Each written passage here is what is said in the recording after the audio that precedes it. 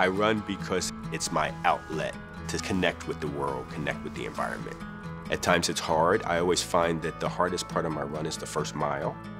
And it's not because I need to step out of the door, but it's about getting your body and footwork and everything in a motion to start going. One day I said to myself, I want to run a marathon. For me, it was a challenge. It was like, let me see if I can do something that I thought at one day I would never be capable of doing.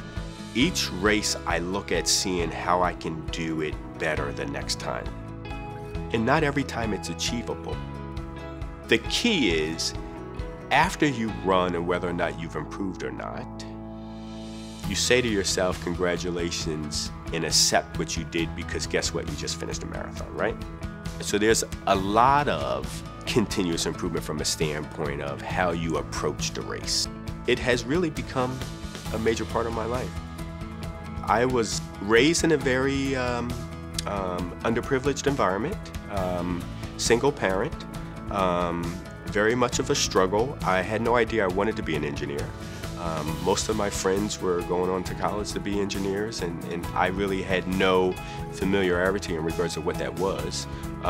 But I knew, because I was good in sciences, the whole STEM environment and all that other things, and math, that I thought I could be successful. And for me, it was about really kind of getting out of the environment I was in, trying to give myself the possibilities or opportunities outside. Where I'm at now is, how do I actually introduce others to the field of engineering now that I've actually had the ability to understand what it means to be an engineer? One of the things that I was really working with NEI on was to help them understand how could they get more engaged in a diverse population of individuals to help them identify that they can actually be engineers in the nuclear industry, or at least translate to these students the opportunities that would be in the nuclear industry. I think we owe it to them to be able to make sure that they have a place in that STEM environment. When I think of nuclear, I think of longevity from a standpoint of timeline, right? You think about the planning process. There's a lot of safety pieces involved and a lot of process control, because from the nuclear industry, it's very rigorous from that standpoint.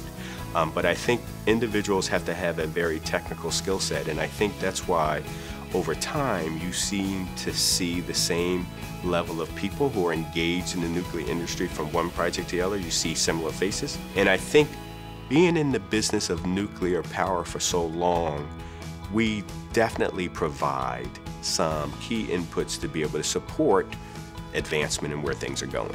So when we think about the work environment or getting disadvantaged students the opportunities that would be in the nuclear industry, any little improvement leads to the ultimate goal of eventually improving to where you need to go.